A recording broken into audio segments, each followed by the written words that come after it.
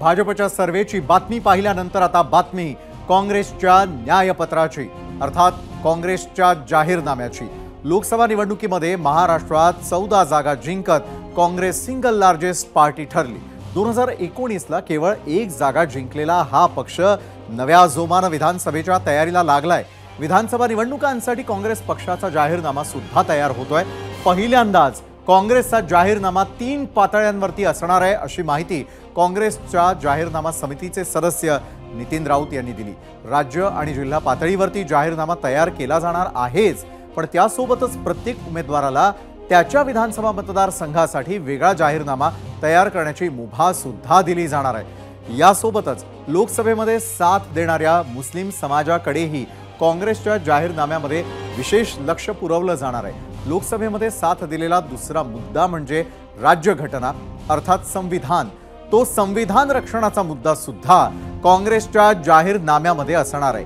कर्नाटक आणि तेलंगणा विधानसभा निवडणुकांमध्ये दिमागदार विजय मिळवत काँग्रेस सत्तेमध्ये आलेली होती आणि या 2 राज्यांच्या धर्तीवर मतदारांना आकर्षित करण्यासाठी अनेक योजना असतील। जाहीरनामा महाविकास आघाडीचा राहील, काँग्रेसचे गॅरंटी कार्ड राहील, असं देखील नितीन राऊत म्हणाले। प्रदेश स्तरावरती, राज्य स्तरावरती जाहीरनामा तयार होईल। जिल्हा स्तरावरती सुद्धा काही मुद्द्यांवर तयारी करत असताना रिझनचा सुद्धा विचार त्या ठिकाणी आम्ही करतो आहोत। आमचे जे उमेदवार आहेत ते उमेदवार सुद्धा आपल्या मतदारसंघाचा जाहीरनामा करतील की आम्ही मतदारसंघामध्ये काय देणार आहोत।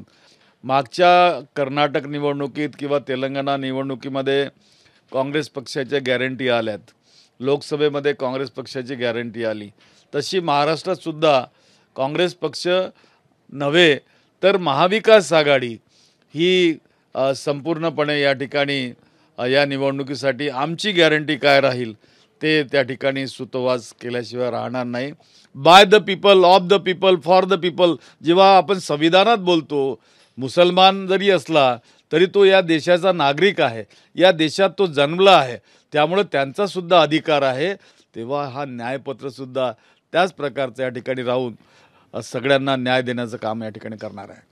तर काँग्रेसच्या आगामी जाहीरनाम्याबाबत विचारला होता 0 आवरमधील आजचा दुसरा प्रश्न, आणि तो पाहूयात आपल्या पोल सेंटरला। तर 0 आवरमध्ये आम्ही तुम्हाला विचारलेला आजचा दुसरा प्रश्न, काँग्रेस पक्ष राज्य, जिल्हा आणि विधानसभा मतदारसंघनिहाय जाहीरनामा देण्याच्या तयारीत, त्याचा काँग्रेसला फायदा होईल का? होय आणि नाही हे 2 पर्याय तुमच्यासाठी।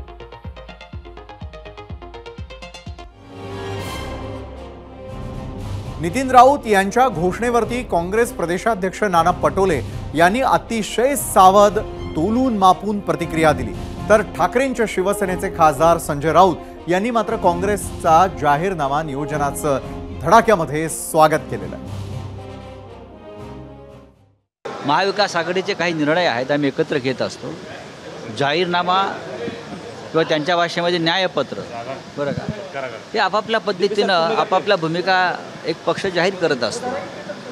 कर्नाटकात त्यांची गॅरंटी स्कीम, न्यायपत्र यशस्वी झाली। तुम्हाला आता अजून वेळ आहे, सगळ्या गोष्टी निवडणुका एकदा जाहीर होऊ द्या।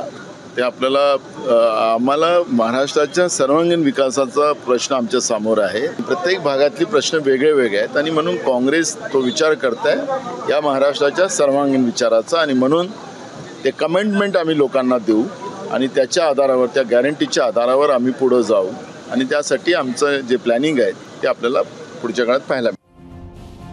काँग्रेसच्या जाहीरनाम्यावरती महायुतीनं मात्र टीका केलेली आहे। जाहीरनामा इतर 2 पक्षांकडून अप्रूव्ह करून घ्यावा लागेल, असं शिवसेना नेते गुलाबराव पाटील म्हणाले। तर काँग्रेसचा जाहीरनामा खोटा असेल त्याचा समाचार घेऊ, असं भाजप प्रदेशाध्यक्ष चंद्रशेखर बावनकुळे म्हणाले। इथे जाहीरनामा जर स्थापन करायचा असेल, द्यायचा असेल, तर काँग्रेसला राष्ट्रवादीला विचारावं लागेल, उद्धव साहेबांना विचारावं लागेल, उद्धव साहेबांना त्यांचा जाहीरनामा सांगायचा, दोघांना विचारावं लागेल, आणि त्यांचा अजिंठा हा एक नाही ना।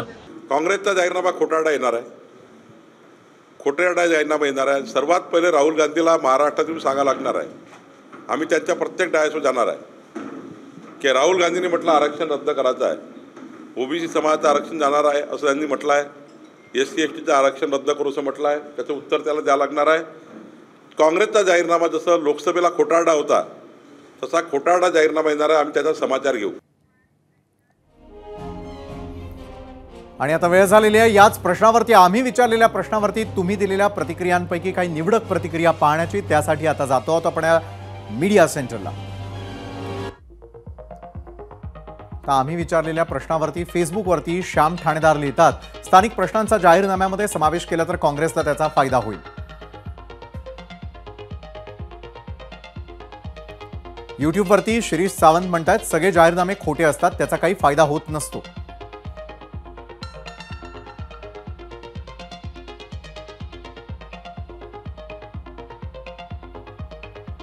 सुभाष सानप म्हणतायत, जाहीरनामा कोणत्याही पक्षाचा असो, फायदा तोटा सांगणं कठीण. युतीनं लाडकी बहीण योजना लागू केली तरी 100% फायदा होईल याची शाश्वती आजच्या घडीला देता येत नाही.